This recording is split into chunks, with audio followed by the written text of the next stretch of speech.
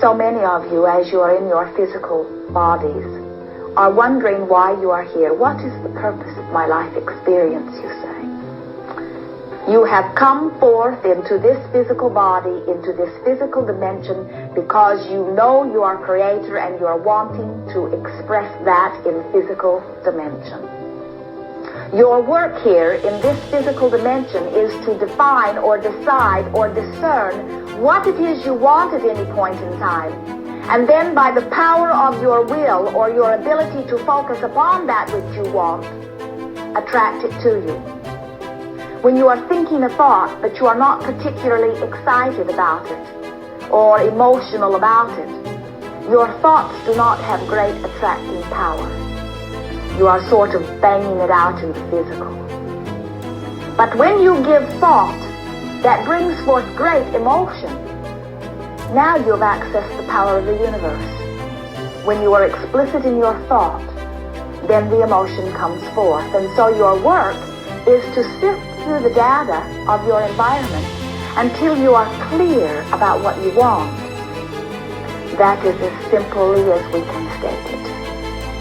And so your work from our perspective is to look around, attracting data, and then go to a sort of workshop where you merge the data into your picture of your life experience.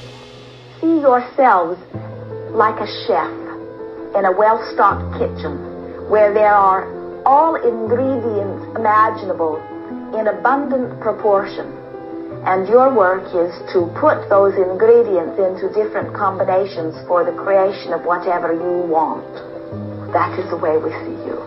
And so our encouragement to you is to wake up every morning intending that as you move through your day, you will look everywhere for things that you want. In other words, to collect the data.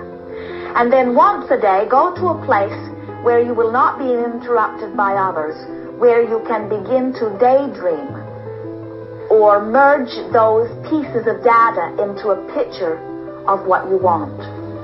Now, the beauty of that is that you will be able to create a picture of what you want that is so explicit that that will then be your point of attraction. But most often you are in a negative workshop. For example, we see you sitting at your desk to pay your bills, and the stack of bills is sometimes taller than your stack of money.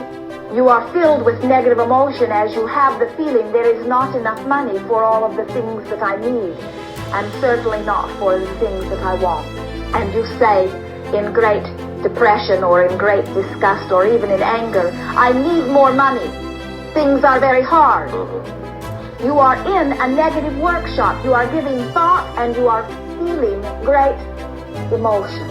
Now, whether it is positive emotion or negative emotion, you are in a workshop. Positive emotion means you are in a workshop creating what you want. Negative emotion means you are in a workshop creating what you do not want. If you were willing to spend 30 days letting your dominant intent in every day be the attracting of things that you like. In other words, go to the stores where the things you like are. Go to the places where the automobiles are that you would like to drive. Drive through the countryside to see the places you would like to live. Watch those who are famous, who are prosperous. Watch those who have the personality you seek. Watch those who have the health and vitality that you seek. Watch those who look and walk and feel the way you would like to look and walk and feel. Let your dominant intent be to see things that you want. For then and only then will you have sufficient data to work on in your workshop. If you have set forth the intent to solicit forth that which pleases you, you will become a selective sifter, and you will not notice so much that which displeases you, while you will notice that which pleases you. And then your workshop sessions will be very productive. In 30 days, you will have a new life. Whether it is the condition of your financial, whether it is the condition of your physical, whether it is the condition of your relationships, no matter what it is, everything in your life experience can be greatly improved in 30 days if you will exercise this process we have just offered. Now you have heard the process regarding individual creating. We will broaden it to your co-creating with others, to your relationships, to your agreements, and we will help you to understand that it is not necessary for you to tolerate those things that you do not want for the sake of getting something that you do want. If you have spent sufficient time in your workshop, you will attract all things that are in harmony with your current wanting. For most, interacting with others in harmony means getting them to do what you want them to do. It seems that that is the mindset of much of your world, wanting to get the others to think like or be like or do like they would prefer doing. And as that is your intent, whether it is in individual creating or whether it is in the organization of your world, you will find yourself not being successful with it, for it defies law. You are not here to get others to be or do or have what you do. There is not one thing that is right while all other things are wrong. We come forth to offer you assistance in understanding the laws that you may effectively create whatever it is that you are wanting. But it is important, as you are entering into this business of co-creating, to understand how it works best. As in the relationship of two who are coming together in marriage. If one believes that agreement is to get the other one to agree with what he wants to do, it is possible that he may be able to find someone who wants harmony so much that the other is willing to go along with whatever the dominant one wants. But that falls far short from our idea of agreement or co-creating. It is not simply being so strong that the other succumbs. Agreeing or relationships, from our perspective, are literally co-creating. Unless you have been able to visualize it clearly in your mind first, it will not be part of your experience, and so it is with co-creating.